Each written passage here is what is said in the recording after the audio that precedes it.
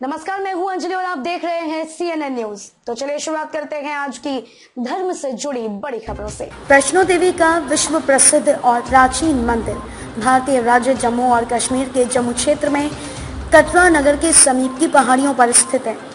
इन पहाड़ियों को त्रिकुटा पहाड़ी कहते हैं। यहीं पर लगभग 5200 फीट की ऊंचाई पर स्थित माता रानी का मंदिर है। यह भारत में तिरुमला वेंकटेश्वर मंदिर के बाद दूसरा सर्वाधिक देखे जाने वाला धार्मिक तीर्थ स्थल है।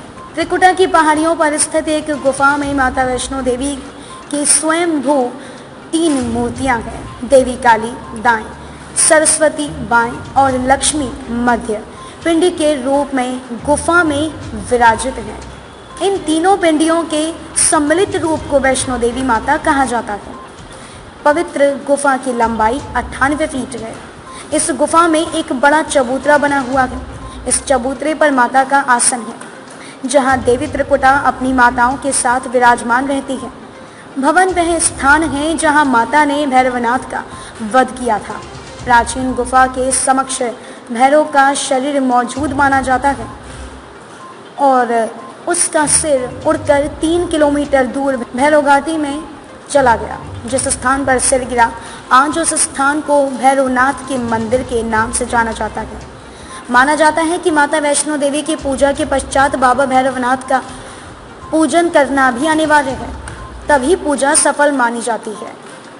कटरा से ही वैष्णो देवी की पैदल चढ़ाई शुरू होती है, जो भवन तक करीब 13 किलोमीटर और भैरव मंदिर तक 14.5 किलोमीटर है। मंदिर के संबंध में कई तरह की कथाएं प्रचलित हैं। एक बार त्रिकुटा की पहाड़ी पर एक सुंदर कन्या को देखकर भैरवनाथ उसे पकड़ने के लिए दौड़े।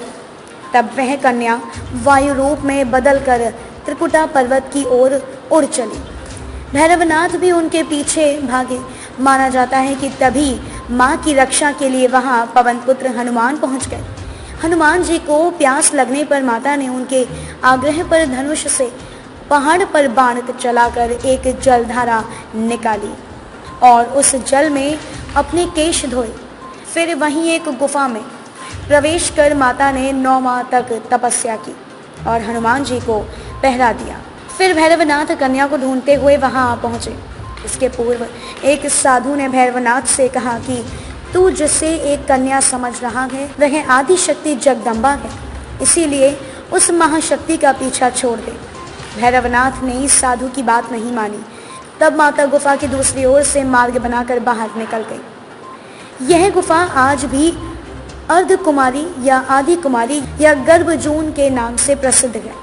अर्धकुमारी के पहले माता की चरण पादुका भी है। यह वह स्थान है जहां माता ने भागते भागते मुड़कर भैरवनाथ को देखा था। अंत में गुफा से बाहर निकलकर कन्या ने देवी का रूप धारण कर लिया और भैरवनाथ को वापस जाने के लिए कहकर फिर से गुफा में चली गई। लेकिन भैरवनाथ नहीं माना और गुफा में प्रवेश करने लगा। यह देखकर माता की गुफा पर पहरा दे रहे हनुमान जी ने उसे युद्ध के लिए ललकारा और दोनों का युद्ध हुआ। युद्ध का कोई अंत नहीं देखकर महाकाली का रूप लेकर भैरवनाथ का वध कर दिया। खबरों में अब तक के लिए बस इतना ही। ऐसी ही धर्म से जुड़ी खबरों को देखने के लिए बने रहिए हमारे साथ और देखते रहिए CNN न्यूज।